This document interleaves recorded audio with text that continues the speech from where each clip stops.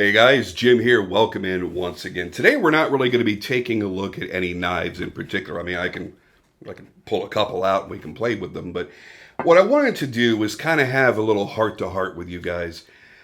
Just a quick video, maybe help you get to know me a little bit more. And I've been doing this now on YouTube for 10 years. How utterly insane is that? And I get a lot of feedback, both positive and negative, and I really don't pay it too much attention.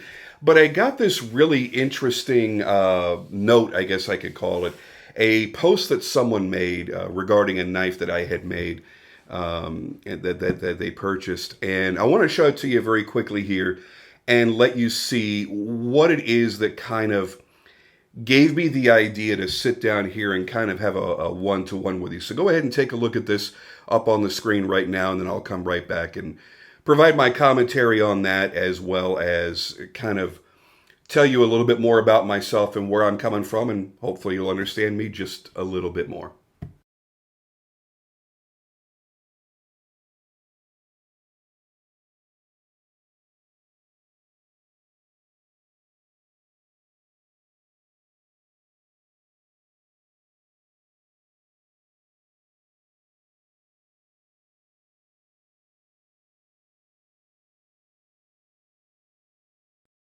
All right, so that gives you an idea of what prompted me to sit down here with you and do this. It was a wonderful post. I really enjoyed seeing it, and it was really cool to have that out there. But the thing that really caught my eye in there was the fact that I guess there are people that are afraid to approach me, or they're afraid how I'll respond to certain things because they watch my online antics and they haven't gotten a chance to know me on a personal level. So they have one expectation of who I am. And for anybody that knows me, and you're welcome to comment down below, you know that I'm not really that exact same person. I like to have fun. I like to be boisterous and loud and stuff in the right settings, especially if alcohol is involved. But I'm really more of a laid back, pretty quiet person than people expect. When I first started doing this channel, I really only did it because my wife at the time was pregnant, and there was a lot of sleep schedule issues and stuff like that. And my primary job back then had me working some weird hours. So I had really bad insomnia, and I was starting to grow my custom knife collection around that time, a couple years prior, actually about 3 or 4 years. And making that transition from cheaper production knives that I was always perfectly happy with up until that point, making that transition into customs, one of the things that I had noticed was as I went to research certain knives or certain makers or just general information about custom knives on YouTube, there was very little content that was out there. I mean, your big players were really talking about production knives, going back in that day, 10 years ago. Nothing Fancy was like the king. He had the most subscribers. He offered the most amount of content. But a lot of that stuff was going to be, Spydercos and Benchmades and Cold Steel and stuff that was very production, very inexpensive. And there were very few people, there were some, but very few, that brought out custom knives, and even fewer that brought them out with any sort of regularity. And then I started watching guys like Tough Thumbs and Cutlery Lover and people like that. And I went, man, it's really cool to watch these people bring out knives that I don't get a chance to see all the time. They come out here, they play with it, they talk about it for a little bit, and I get to learn a little bit more about the knives and about the process and about what makes custom knives different than production and everything else. So I said, well, if these guys can do it, I can do it. I have a camera. So I sat down and I started showing different knives out of my collection, some that were really hard to get or some that were fairly common that I still loved anyway, Sebenzas and things like that. And then some things that were one-offs. So there would be no other way for other people to have seen or heard about that knife unless the one that I had a chance to show it. So I really enjoyed doing that. It was more or less just discussing the knives, not really so much reviewing them And as my knowledge grew, and you could go back to my older videos and you can pick up on a lot of little mistakes that I made here and there as I was navigating my way through this hobby and this lifestyle and learn more along the way. And as I befriended more and more knife makers, I got to learn more and more from each of them individually. And for that, I will be forever grateful. And so as that grew and as my collection grew and as the knives got more expensive and everything else, I think people took what I was doing. Most people took it exactly the light that it was intended, which was, hey, here's something cool. You may not get a chance to otherwise see it. Here it is. Oh, and if you want to buy one, here's a way that you can get on those order books or whatever else. And it was really nothing more than that. And for the most part, that's still mainly what it is. But I've come to learn, and I've talked to a few friends after I've seen this post, people that have known me for a while but had gotten to know me from these videos initially, and then reaching out, or we follow each other on social media, and then at some point became friends. I'm like, what is it that if you're going to pick apart anything negative, what do you really see in the way that I present myself? Not really about the knives or the content, but the way that maybe that I come off.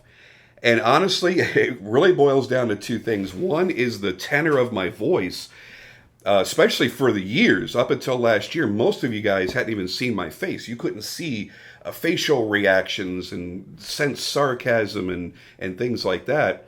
You were just watching my hands holding the knives close up, and that was it. So a lot of that was the tenor of my voice. I have a deeper voice. It sounds like I'm trying to, I don't know, in some way command authority or something like that. And that was never, ever my intention. That's just how I talk, and that's just the way it is. And I think in the early days when I was in a different room with a different camera setup, and the microphone was a little bit more of a tinny sound, it really didn't come through as much. But as I had moved and gotten into a better, I guess, audio space, and the depth of my voice was coming out a little bit more, I think people took it as, I'm only speaking with authority. I'm not just giving opinions, and I'm not just doing this or doing that, but you have to listen to what I say as gospel. And that really, and I apologize if it ever came off that way, because that's not really how I try to be, at least not with people that I don't know. And the other thing is, a lot of people will look at the fun that I have, and it really is fun, online, whether it be in Facebook groups or Instagram or wherever else, really just being a troublemaking smartass. I enjoy riling people up, and that's something that it's probably never going to stop. It's just something that I enjoy. If you say something stupid, I'm going to call you out on it. If I say something stupid, I guarantee somebody's going to call me out on it. So I kind of look at it as, if I can take it, I can give it. There shouldn't be a problem with that. But it has led to a lot of really interesting fights online. And if people want to take it that seriously, that's fine. And there are times, hey, we're all human. We're all in different moods. You never know what mood you're going to catch somebody in when they're online. And, maybe I was having a bad day, and maybe I went to go prod you and you prodded back, and I went, fuck you. And I took offense to it, and I jumped in there and I went for the jugular, and we went back and forth until one of us blocked each other. That happens. I'm human. I'm fallible. I'm certainly not above making mistakes like that and doing something stupid. So I think a lot of people see those interactions and they go, man, I don't know if this is the kind of guy that I really want to interact with. And believe me, I totally get that. But I have had a number of people that saw that felt that way, and then for whatever reason, our paths had crossed, whether it be meeting in person at Blade Show or having a direct message about something unrelated, and they went, wow, you're really not the dick that you kind of portray yourself to be online, and we've become friends over time. So what I'm trying to say is, don't let me choke to death. Don't take most of the shit I say to heart. Don't take it too seriously. I don't take myself seriously. The majority of the posts on my Instagram are memes and dumb shit and a lot of self-deprecating humor as well, because that's who I am. I live my life through humor. I deal with pain, I deal with sorrow, I deal with other things through humor. That's the way that I do shit. And if we're friends, I'm probably gonna use humor to humiliate you in some sort of way. God forbid if I ever catch you drinking a White Claw. You're never gonna live that down. But that's kind of where I'm coming from, and that's kind of who I am. Those of you that do know me know I spend a great majority of my time when I'm not in front of the camera here or I'm not making knives. I spend a lot of my time trying to help other people, whether it's helping other collectors meet up with other collectors to try to find a knife that they're looking for, or helping makers tweak some of their designs, or they're just starting out making, they'll send knives out to me and they're never going to make it onto the channel because you guys are far more brutal than I am if something comes across my camera lens that isn't fantastic and amazing and perfect in every way.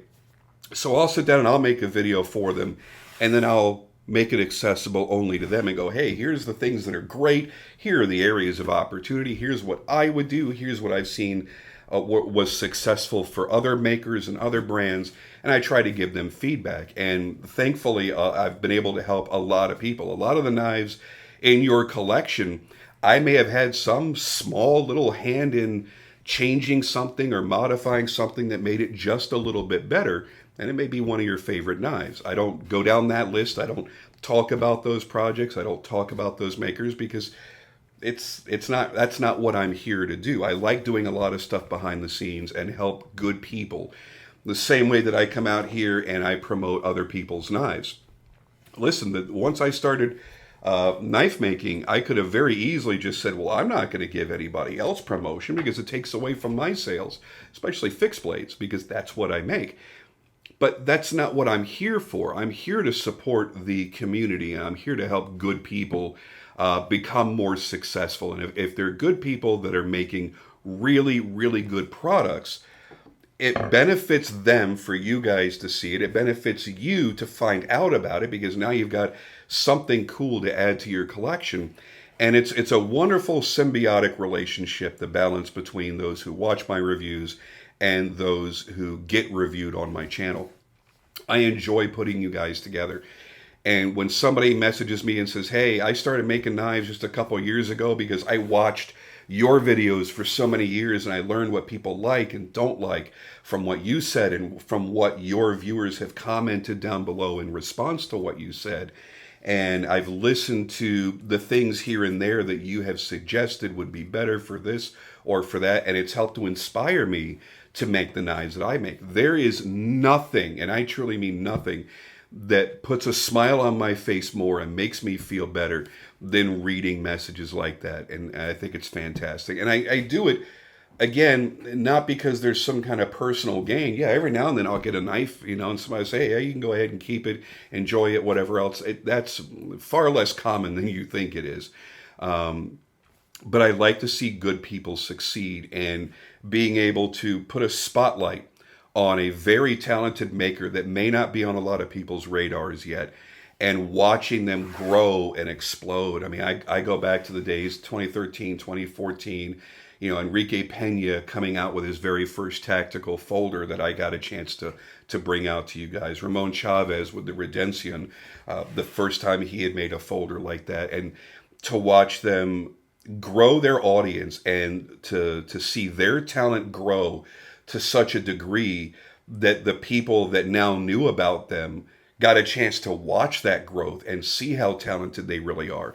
I didn't make them. All I did was put the information out there and show you guys the raw, amazing talent that they had. It was their talent that built their careers and their talent that sold those knives.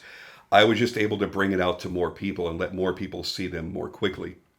And I feel good about that because I can sit back and watch these amazing makers grow and become more popular and take that growth and reinvest it into making even better and better quality products, whether it be customs or mid-techs or expanding into production knives. I enjoy seeing other people succeed. I don't try to hold anybody down.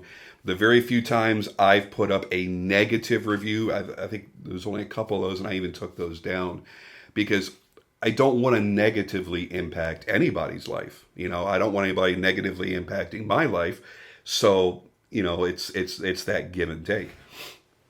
So when you're watching my videos, if you're listening to me going, oh man, that guy's he's got such an ego. First off, fuck yes, I've got an ego. Everybody has an ego. If you don't have an ego, people are going to walk all over you your entire life. You've got to have at least a small amount of ego, but you got to keep that shit in check. And maybe sometimes I haven't, and if that's the case, I apologize. And maybe sometimes it's just very simply misread. So I want to come out here with you guys and shoot it to you straight and let you know if you ever get that sense from me that I'm in some way preaching something or I'm commanding something or you've got to listen to my opinion and my opinion is the only way that's right. That is not how any of it is ever intended. If I call you an asshat for something, take that for what it is because I'm being very direct with you for a reason. But other than that, all I want to do is come out here and share my love and my passion for knives and knife collecting and knife making and help you guys build a better and better collection with hopefully a lot less buyer's remorse because we've all been there, man. We've all bought knives. We've ordered them online. We got them in and went, it's just not as nice as it looked to be in the pictures, or it's just not worth the money that I spent on it. And I'd like to be able to come out here and show you guys something and give you my honest take on, is it worth your money?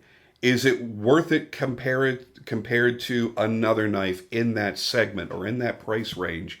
And would I buy it? Would I add it to my collection? Would I feel safe pre-ordering it?